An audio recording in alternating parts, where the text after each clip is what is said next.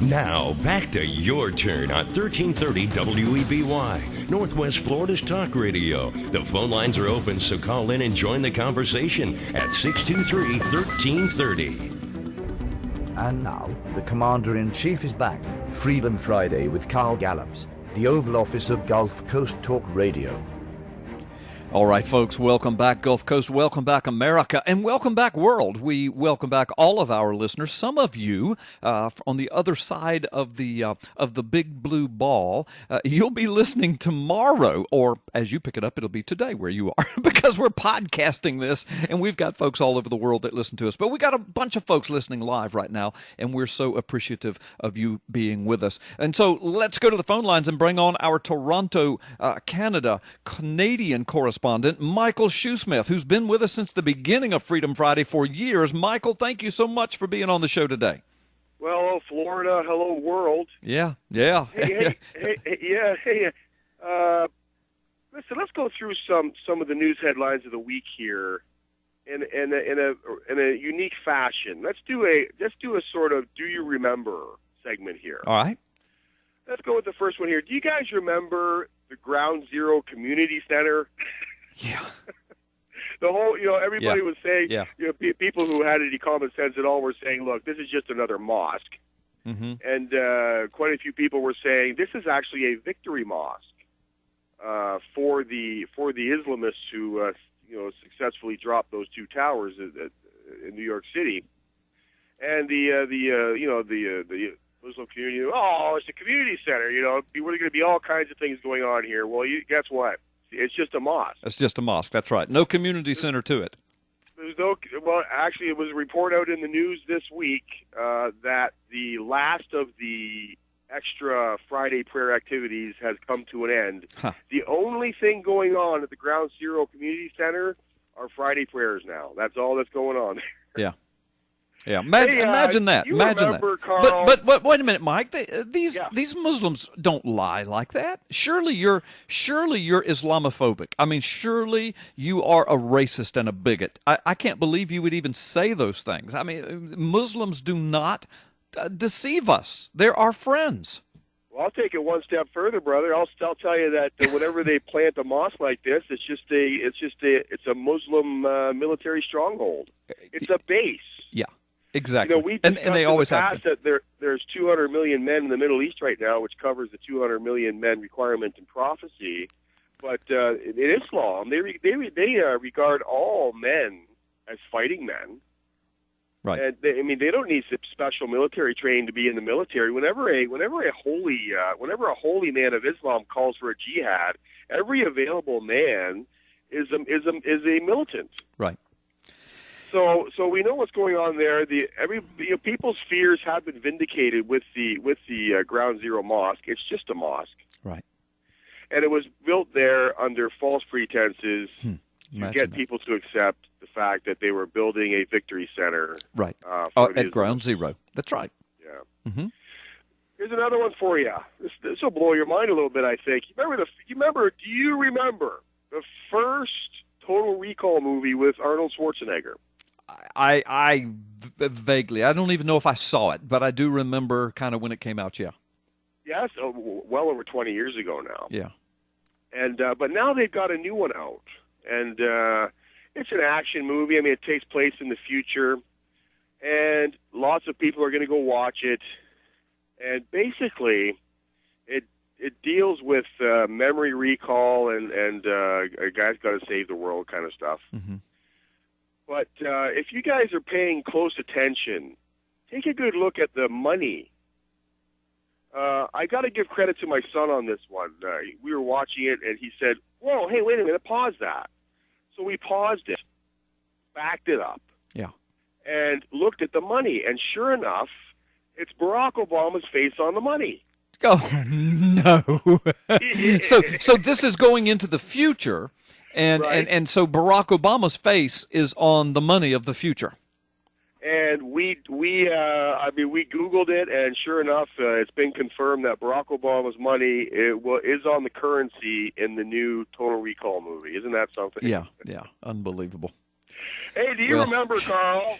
when it was finally determined that homosexuality is a genetic thing. It's not something they can control. They're born with it. I know that. I know that's tongue in cheek because it never has been determined. But I remember when they were screaming that it had been determined some years back. Yes, I remember that.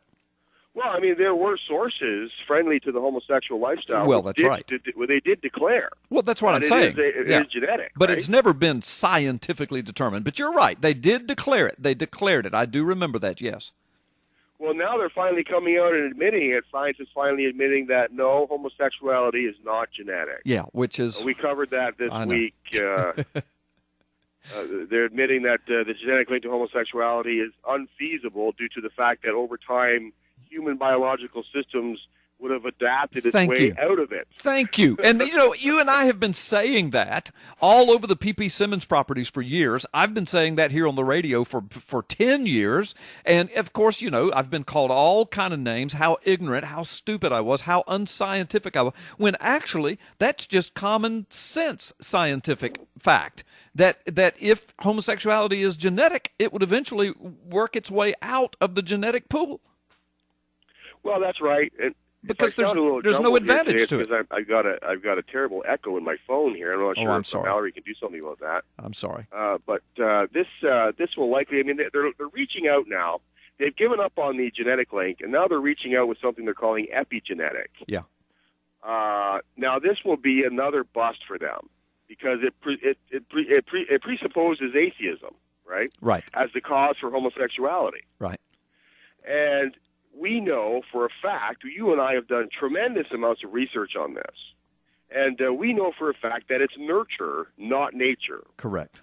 The fact is that experts abound which agree that there is a recipe for creating a gay man, as it were. Yes, and because nurture is so strong, sometimes that can be misinterpreted as nature. But when you get to the root of it, it's nurture. Go ahead. And it's an early onset nurture dynamic, and because it's early onset, people don't remember a time where they were perhaps heterosexual, right? And so they just assume that it was inbred into them somehow, right? But we know better. In fact, you can go to our blog, and we have video material and expert testimony that, in fact, there is a way out of that lifestyle. And you don't have to accept the fact that you're stuck being that way. Right, right. Well, all right, let's move on here. Okay, go ahead. Well, and let me just say this, because it Sure. dovetails perfectly into what you just said, and that is any sexual activity is always a choice, regardless of one's disposition or inclination, or if even one wants to believe, but I was born this way. Okay. But it's still a matter of choice with whom, how, where, and when you have sexual activity. So if there's a God in heaven, and you and I believe there is, and if the Bible's His Word, and we believe it is, and He says that He holds us accountable for our sexual choices, and homosexuality is not the unforgivable sin. I mean, there's adultery, there's fornication. I mean, I can go on, and because we have little ones listening, I don't want to get into all the description of all the wickedness. But the bottom line is, it always comes back to choice. Correct? Well, that's right. I mean, essentially, all these subcategories for sexuality were just created to perpetuate the myth that it's acceptable behavior. But really, when it comes to sexuality, there are only two types of people in the world: those who are having sex and those who are not having sex. Correct. And what you do with your body is your choice. Absolutely. That's my point. Go ahead. Sure. Let's move on to the last point here. There are two fraud stories making the headlines this week. You may have read the one that made the headlines about they're looking into the Piltdown Man fraud now. Right. Finally. Oh, well, I mean, yeah, we've known that. We've known that fraud for 40 years. And go ahead. But here's one that you may not have heard. It made headlines, but it was sort of buried a little bit. Do you remember I don't know, this is a children's show. I brought up my kids on this show, The Land Before Time, Littlefoot, that kind of stuff. Yeah.